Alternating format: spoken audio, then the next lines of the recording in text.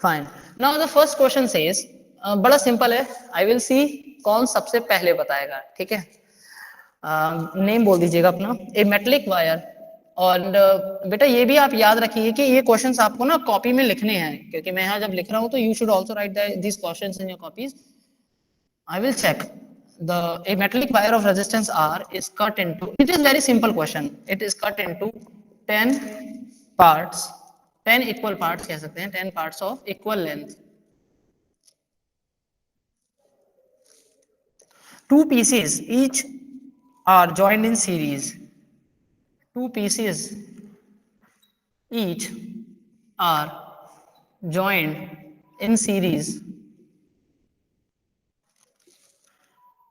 And then five such combinations. And then five such combinations are joined in parallel.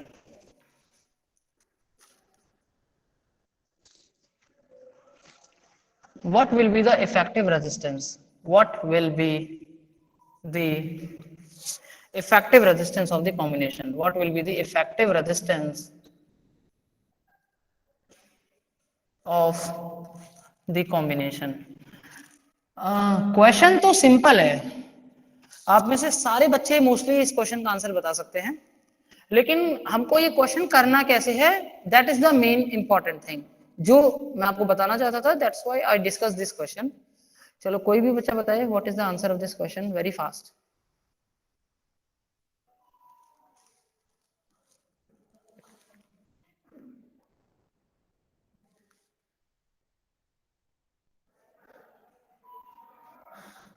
Nobody.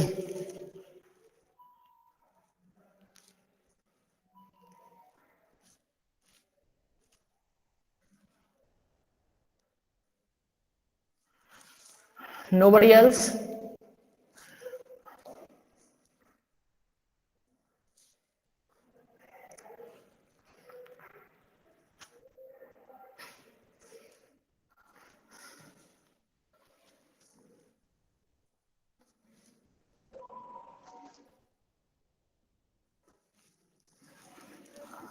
Tanya, Vanshika, Sneha, you tell me.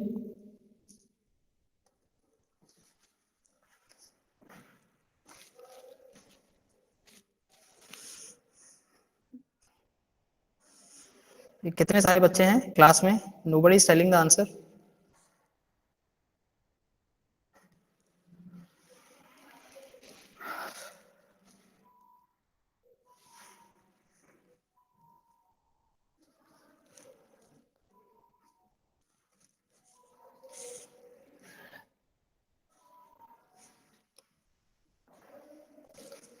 बेटा देखो direct है इसका, direct. क्यों भाई? तान्या, स्नेहा, स्नेहा बताइए बेटा क्या होगा इसका answer. Vanshika is also have done good. Tell me, जल्दी से बताएं, इतनी देर लगेगी?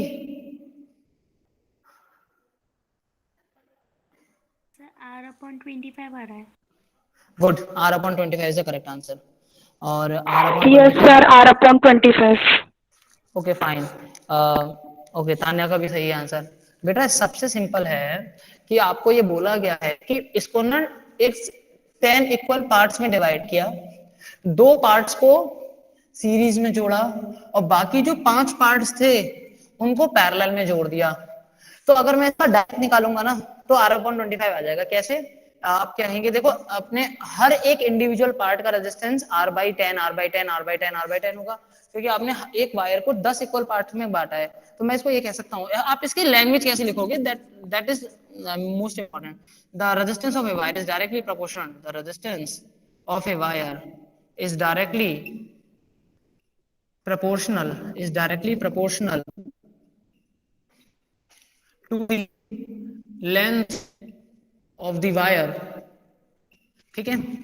सो जब लेंथ के डायरेक्टली प्रोपोर्शनल है, so the resistance of each individual part क्या होगा बेटा? R is equal to R/10. Simple.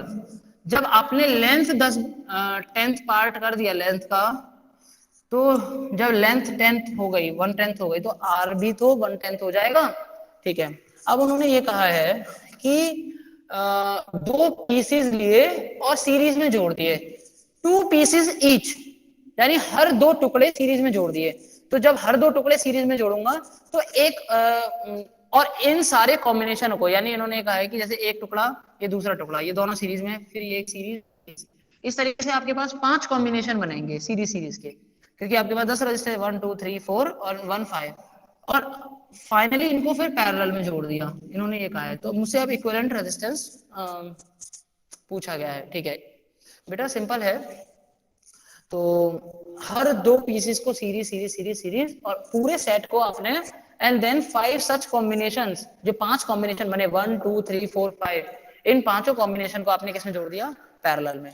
लेकिन हम उसको थ्योरेटिकली कैसे समझाएंगे, वैसे तो बेटा सिंपल है। देखो हर की वैल्यू, हर एक की value r/10 r/10 r/10 r/10, सबकी r/10 होगी।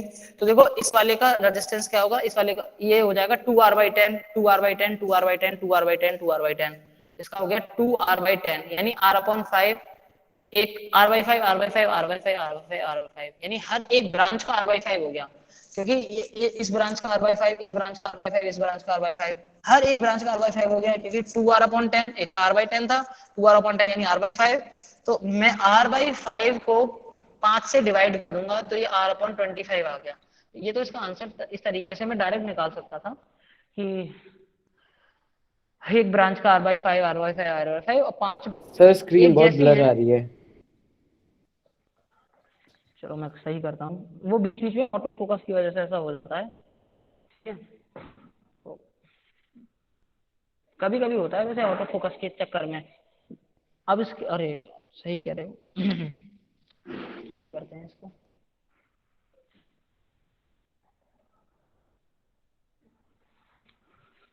ये बेटा कनेक्शन प्रॉब्लम है, यहाँ पे तो सही ब्रॉडकास्ट हो रहा है, ये कनेक्शन प्रॉब्लम है।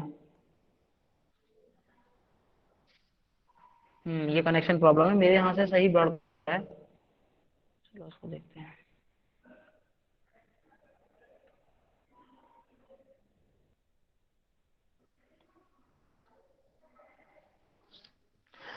थोड़ा सा लैंग्वेज से ही समझ लेना, कभी कभी ऐसा होता है।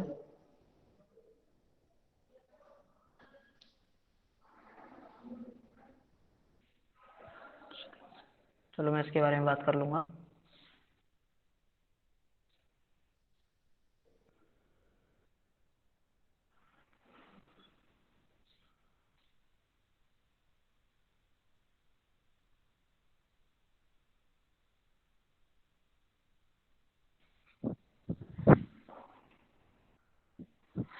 तो अब आपको सीखना लिखना था, resistance of wire is direct to the length of wire, जब लेंथ 1/10 होगी तो रेजिस्टेंस भी 1/10। आप यहाँ पे लिखोगे द रेजिस्टेंस ऑफ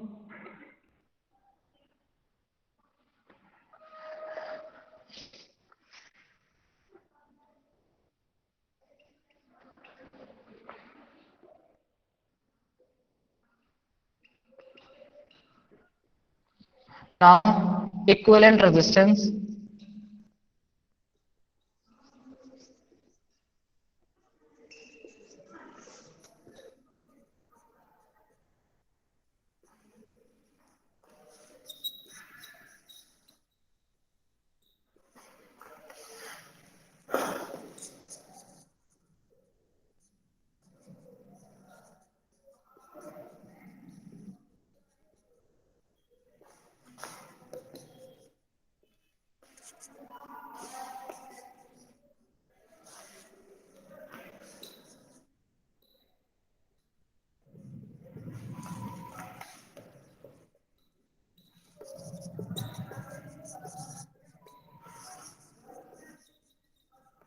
हाँ भाई, सभी को समझ में आ गया, अब तो स्क्रीन क्लियर हो गई थोड़ी सी।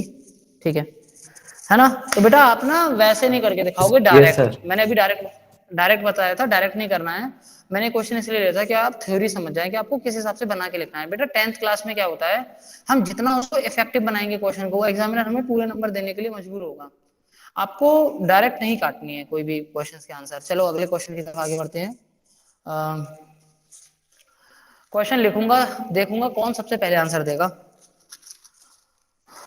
आज मैं ये 2 क्वेश्चन तो ऐसे ही हैं, इसके बाद जब तीसरा क्वेश्चन होगा वो बहुत इंटरेस्टिंग होगा, कुछ नया सीखेंगे आप लोग उस क्वेश्चन में। हो सकता है इन 2 क्वेश्चन में आपको कुछ नया सीखने को ना मिले, लेकिन मैं 100% कह सकता हूँ कि जो तीसरा क्वेश्चन होगा आप उसमें कुछ ना कुछ नया ही सीखेंगे।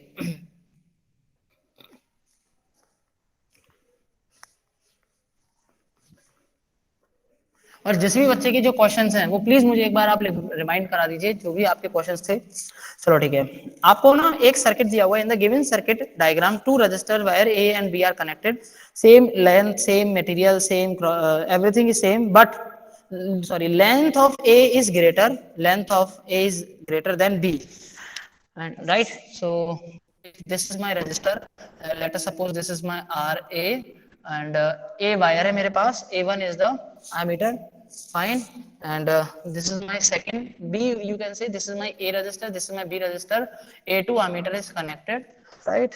So this is whole circuit is connected to the battery, plus minus, and length of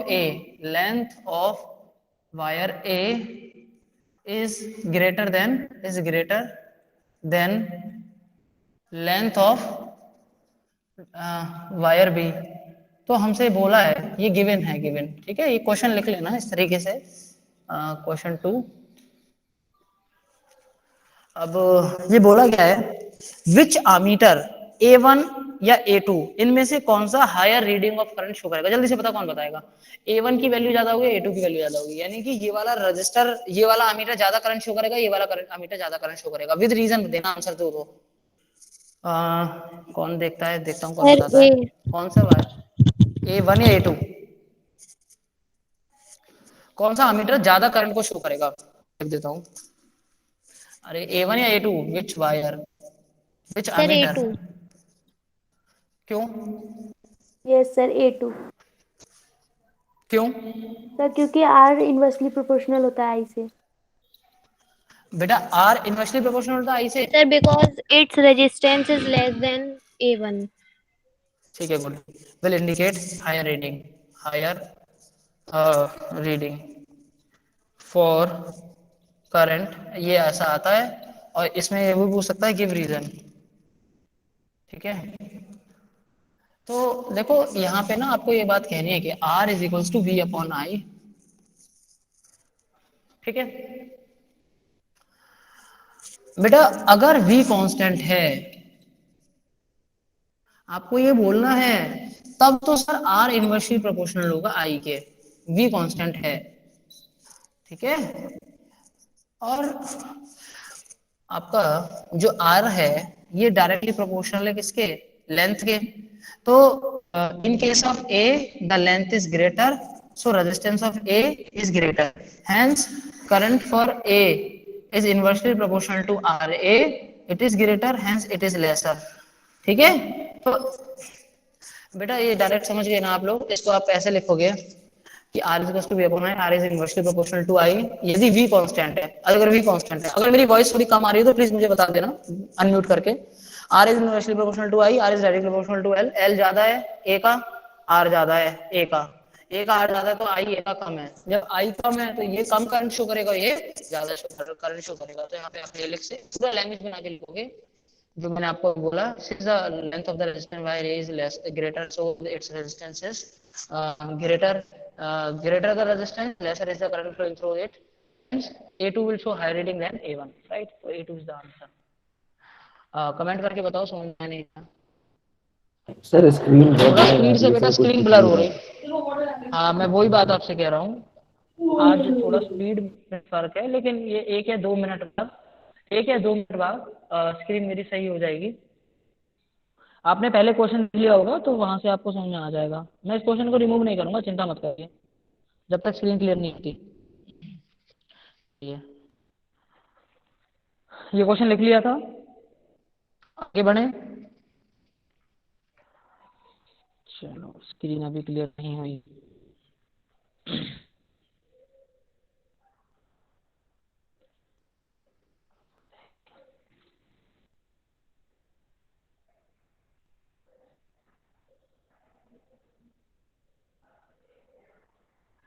just wait.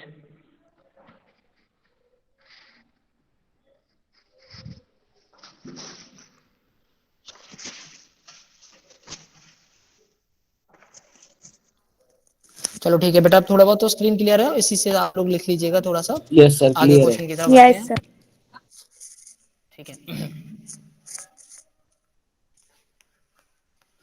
कल से मैग्नेटिज्म शुरू कर दूंगा, और आप लोग अपने फ्रेंड से भी कह सकते हैं कि वो लोग अपने नुकसान कर रहे हैं क्लास को ज्वाइन ना करके, ठीक है, वो क्लास को रेगुलरली ज्वाइन करें। चलो ठीक है, नाउ सबसे पहले आंसर कौन देगा, ठीक है, जल्दी से क्वेश्चन नोट कर लेना, फिर बाद में स्पीड चेंज होगी तो फिर स्क्रीन ब्लर हो जाएगी। और कॉपी पेन लेकर के ही बैठते हैं आप लोग, ये तो कहने की बात जरूरी नहीं है, कॉमन सेंस है, ऐसा नहीं है कि आप लोग केवल देखते ही रहते हैं यहाँ पर।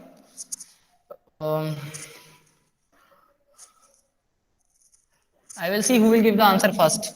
आर ए भी निकालना है बेटा, मैं इसकी ट्रिक समझाऊंगा अभी, एक ही ट्रिक है इसकी। ए के और बी के बीच में रेजिस्टेंस कितना होगा, ये सभी आर है, तीनों आर आर ओम के हैं, तीनों का वैल्यू आर ओम है, तो मुझे बताइए ए और बी वायर के बीच में कितनी रेजिस्टेंस होगी, ठीक है। इसको थोड़ा स्क्रीन ब्लर है, थोड़ा और बड़ा कर लेते हैं, ये मेरा एक रजिस्टर है, and this is my another register, यानी ए सी के बीच में है, सी डी के बीच में है, डी बी के बीच में एक रजिस्टर है, तो मुझे इक्विवेलेंट रेजिस्टेंस बनाना है ए और बी के बीच में। जल्दी से बताओ कोई भी स्टूडेंट, जल्दी So से। 3R? 3 आर, स्नेहा ने बताया है क्या? Yes, sir. ये और, अरे और बच्चे आंसर नहीं देते, ये ऋषभ सिंह है, तान्या है, वंशिका है, विधि शुक्ला है।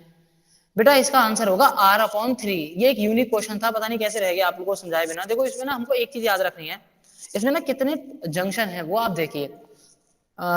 जैसे इसमें 4 टर्मिनल हैं, ए बी सी डी, तो आपको पता है सबसे पहले क्या करना है, इसमें ना ब्रिज बनाना होता है। हमें ये क्वेश्चन हवा हवा में ऐसे आंसर नहीं देना कि 3R होगा या R/3 होगा, हम इसका तरीका समझते हैं। देखो आपने क्या किया, सबसे पहले एक ए पॉइंट, एक इस तरीके से आपने 4 पॉइंट लिखे, और आपने चारों को वैसे ही नेम कर दीजिए, ए बी सी डी। बेटा कैसा भी क्वेश्चन हो, बस आप इस तरीके से करोगे ना, क्वेश्चन रुकेगा नहीं आपसे। देखो आपने चारों को नाम दे दिया इस तरीके से। अब आपने क्या किया कि आप ना यहाँ पे भी नेम लिखे हुए हैं, तो आप ना यहाँ से चलिए और इनको ऐसे जोड़ते जाइए जैसे ऐसे कनेक्टेड है। देखो स्क्रीन क्लियर होनी चाहिए इसके लिए, ठीक है। ए और सी के बीच में एक आर है, ए और सी के बीच में एक आर है, तो मैं ए और सी से एक आर जोड़ दूंगा, ठीक है। अब सी और डी के बीच में एक आर है, तो मैं सी और डी से एक आर जोड़ दूंगा।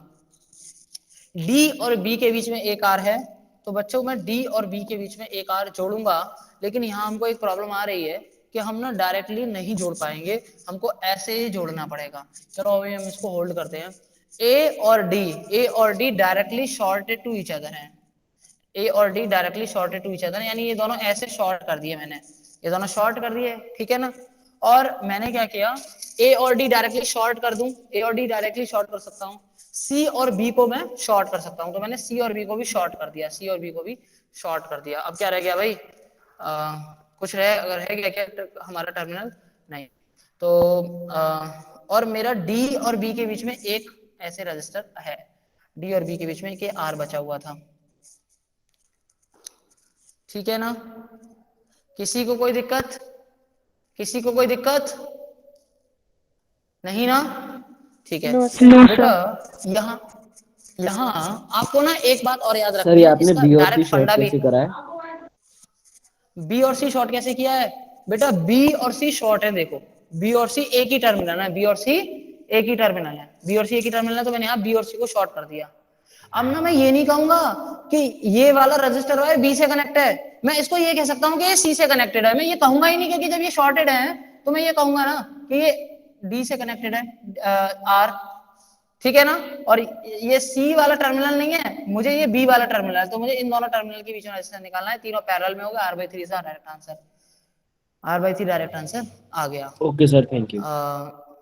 हाँ लेकिन इसमें ना आपको फिर भी एक तरीका और समझते हैं इसको, फिर भी हम इसको डायरेक्टली इतनी ज्यादा घबड़ झपड़ ना करके डायरेक्टली भी कैसे कर सकते थे।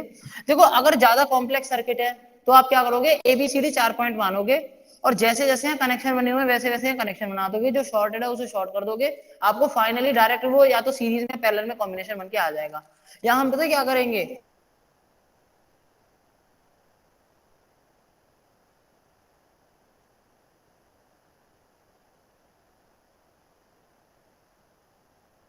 सर वीडियो पॉज हो गया।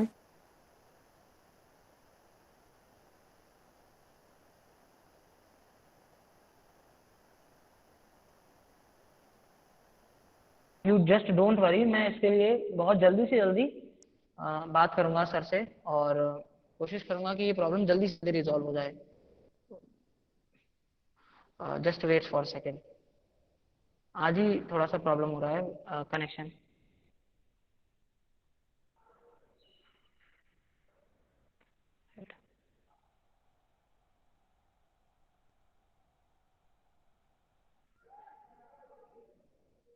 with my data।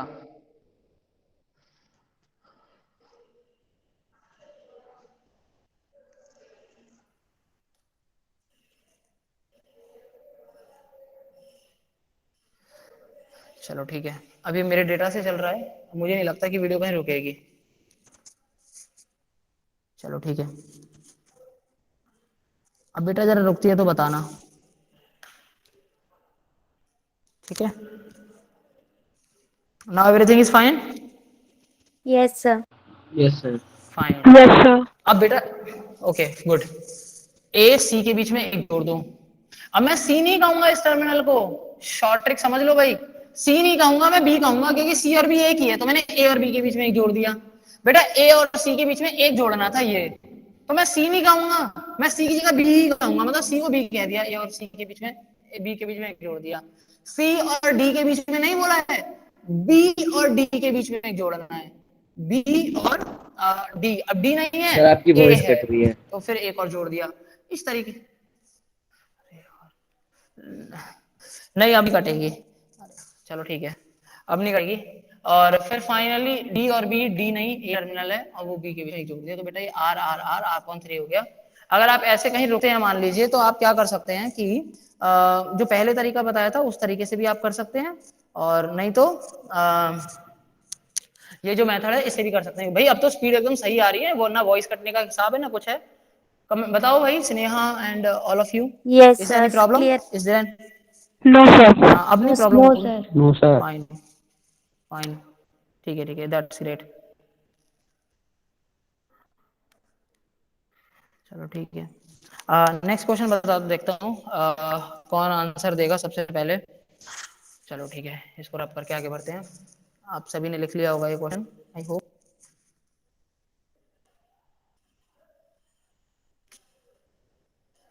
चलो मैं आज इसके बारे में बात करता हूँ कनेक्शन के लिए।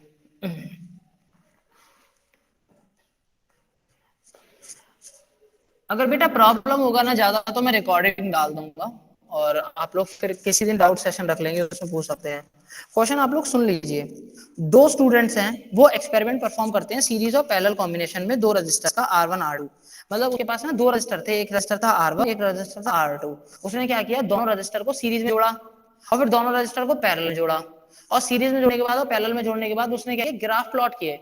अच्छा आप लोगों के लिए खुशखबरी की बात है कि आप लोग के लिए मैं लैब के लिए या तो मैं लाइव आपकी ब्रॉडकास्ट करूंगा लैब, पूरा हम लैब के चारों एक्सपेरिमेंट समझेंगे। तो उसने R1 R2 को सीरीज में प्लॉट करके और पैरेलल में लेकर के उसने क्या किया, रेजिस्टेंस के ग्राफ प्लॉट किए। ठीक है, एक second.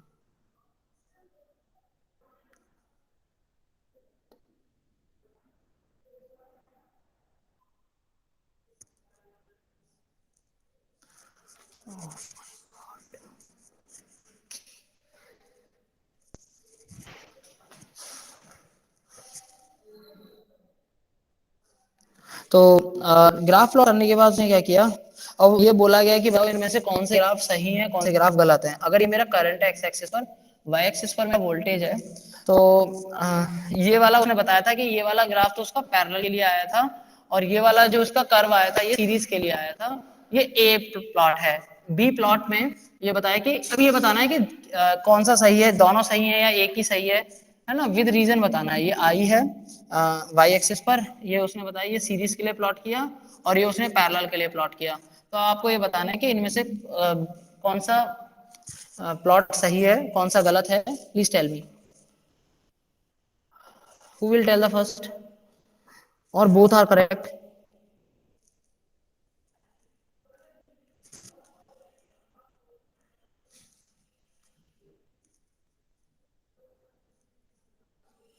Tell me, who will tell, बताइए।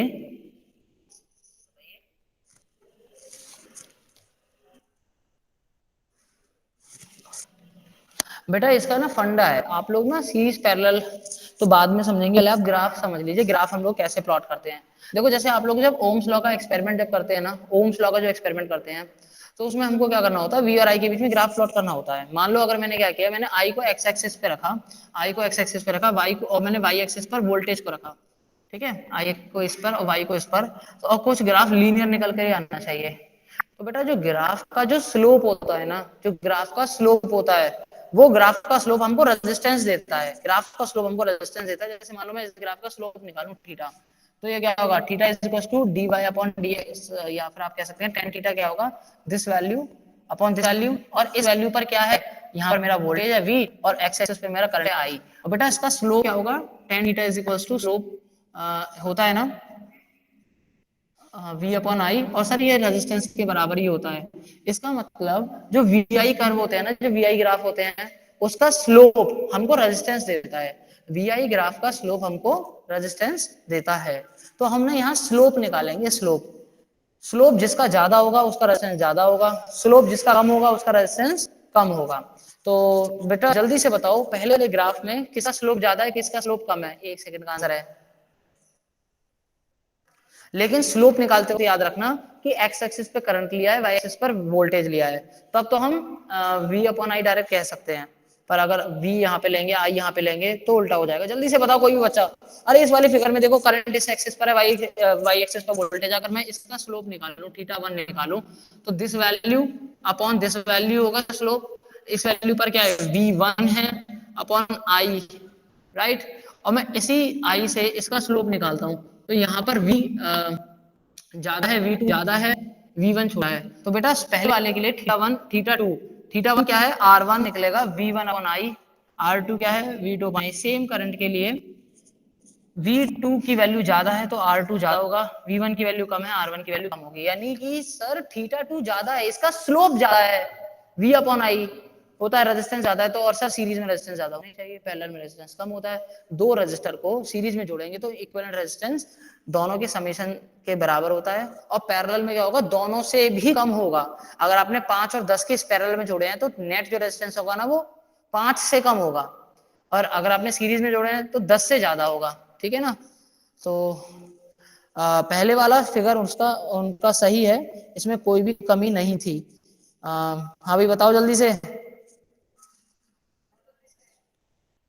और जो भी बच्चे बाद में आए ना, वो अपना नेम और अटेंडेंस लिख देना, नेम और प्रेजेंस।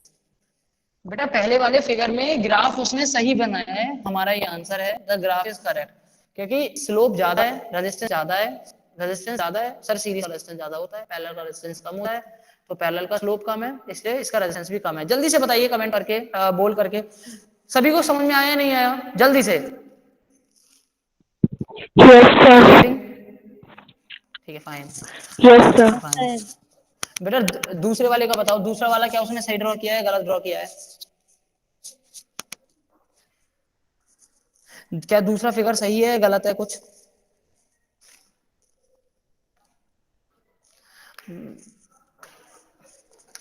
मानसी वाशने आ चुकी हैं, वो बताएं। अरे बेटा इतनी देर नहीं लगाते। सर उसमें पैरेलल का स्लोप ज्यादा है तो उसमें रेजिस्टेंस कम होगा। तो इसी गलत है इसका सही है। मतलब, ये फिगर सही है, किसने बताया? सर स्नेहा चलो सर। ठीक है बेटा, आप यहाँ ये कहो, ठीक है। देखो बेटा स्लोप है ना, स्लोप, स्लोप यहाँ पर ना जो स्लोप होगा, देखो फॉर बी, स्लोप जो है ना, स्लोप फॉर सीरीज, वो क्या होगा, theta one is equal to, देखो बेटा ये वाली वैल्यू ना, ये आई अपॉन वी होगा, क्योंकि इसने ना वाई एक्सिस पर करंट को ले लिया है। अगर ये वाई एक्सिस पर वोल्टेज को लेता तो एक ही फंडा था, जिसका स्लोप ज्यादा उसका रेजिस्टेंस ज्यादा, जिसका स्लोप कम उसका रेजिस्टेंस कम। अगर वाई एक्सिस पर वोल्टेज लेते हैं, पर उसने यहाँ पे पता है क्या किया है, उसने ना वाई एक्सिस पर करंट को लिख दिया है। हमको ये याद ही नहीं रखना है कि स्लोप को कम ज्यादा, हमको बस ये देखना है कि this slope is equal to Y upon X, Y upon X, Y axis पर करंट, एक्स एक्सिस पर वोल्टेज, ठीक है।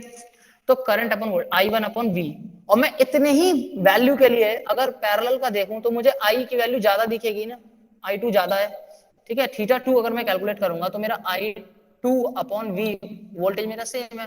तो सर I2 ज्यादा है, तो और ये मुझे पता है ये 1/R के बराबर होता है, ठीक है, ये 1/R के बराबर होगा, ठीक है।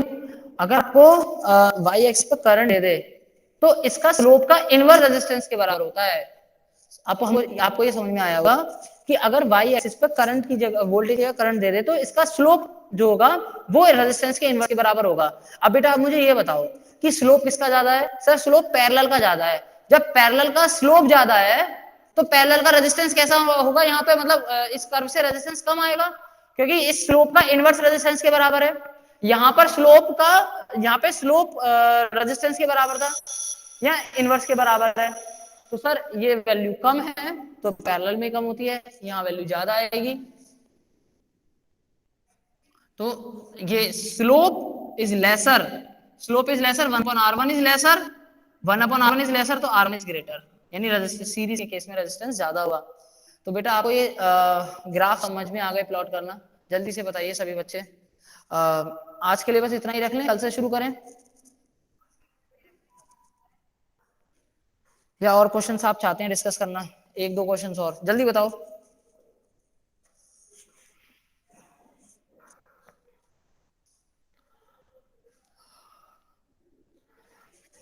सर फिर ये वाला सर्किट गलत है ग्राफ? बेटा दूसरा दोनों सर्किट सही हैं, दोनों इसलिए सही हैं क्योंकि सर सीरीज में रेजिस्टेंस ज्यादा होता है, पैरेलल में रेजिस्टेंस कम होता है।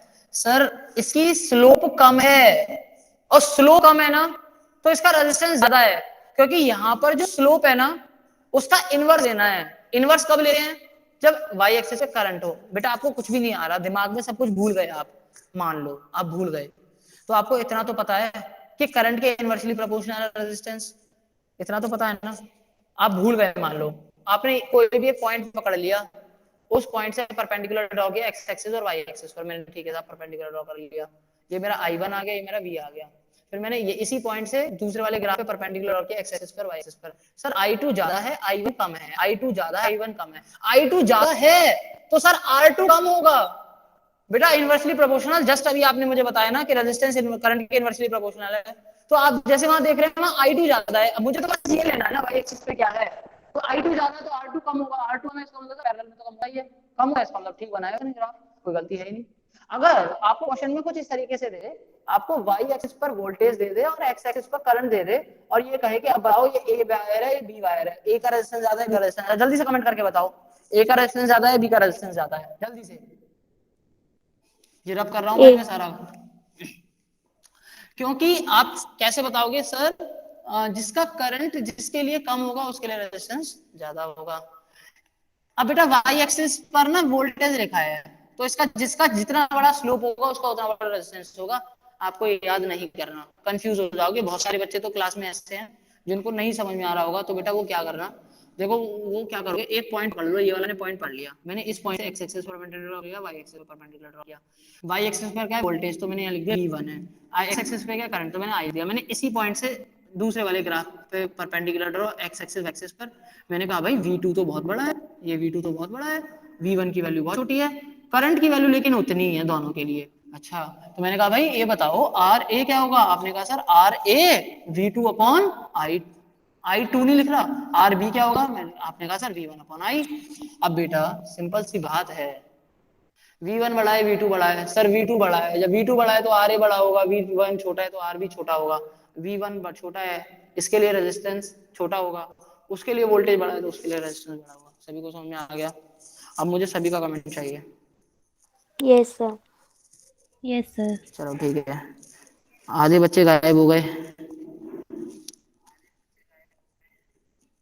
चलो ठीक है। लास्ट क्वेश्चन देख लेते हैं एक और।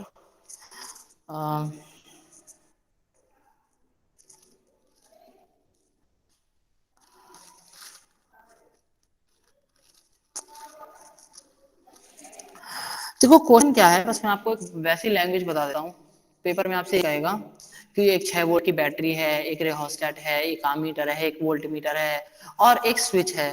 क्लोज्ड की है, यानी कि आपने इनको इसका कनेक्शन करके दिखाओ ओम्स लॉ के लिए।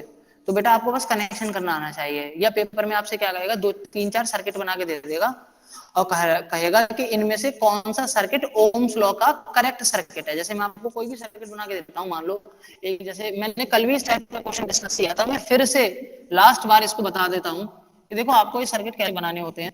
देखो जब मान लो ये मेरी positive negative positive negative positive negative है, ठीक है, ये ऐसे जोड़ लो इनको, और यहाँ से ऐसे निकालो, ये ऐसे निकालो, और ये ऐसे, ठीक है, ये मेरा टर्मिनल हो गया। इसको मैं सिंप्लीफाइड तरीके से बनाता हूँ। सबसे पहले positive negative positive negative positive negative, ये ऐसे ले लिया आपने बेटा, this is positive this is negative, तो नेगेटिव है ना, तो मैं यहाँ अगर मैं आमीटर लगाऊंगा तो नेगेटिव ही लगाऊंगा। और बेटा जब यहाँ पे मैंने माइनस लिख दिया तो आंसर आ गया minus plus minus plus minus plus minus plus, सब जगह सर माइनस प्लस ही चलेगा। तो मैं यहाँ क्या करूंगा, एक रजिस्टर लगा लूंगा, रजिस्टर को एक पोटेंशियोमीटर से वोल्ट मीटर से कनेक्ट कर दूंगा, माइनस प्लस तो यहाँ पे माइनस, यहाँ प्लस, ठीक है, यहाँ एक की लगा के दिखा दूंगा। की लगाने के बाद अब आप चाहें तो एक बैटरी वो लगा लो रियोस्टेट, तो ऐसे करके इसको ऐसे जोड़ लो तो ये रियोस्टेट हो गया। अच्छा रियोस्टेट पे कोई टर्मिनल लगाना नहीं है, तो बेटा ये कंप्लीट हो गया हमारा ओम्स लॉ का अरेंजमेंट, है ना। आपको देखो नेगेटिव टर्मिनल से शुरू किया तो minus plus minus plus minus plus, सारे एलिमेंट इस तरीके से जोड़ोगे, एक की लगानी पड़ती है क्लोज की, ये ओम्स लॉ का सर्किट डायग्राम कंप्लीट हो गया। तो आपको किसी भी तरीके का क्वेश्चन हो, आज हम लोग इसको खत्म कर रहे हैं इलेक्ट्रिसिटी को, कल से मैग्नेटिज्म शुरू कर दूंगा। मैं फिर से कह रहा हूँ, किसी भी बच्चे का कोई भी कैसा भी क्वेश्चन हो, आप लोग छोड़िए मत उसको, सारे क्वेश्चन की प्रैक्टिस करिए, कल मिलेंगे, ठीक है। थैंक यू बच्चों, thank you very much, have a nice day.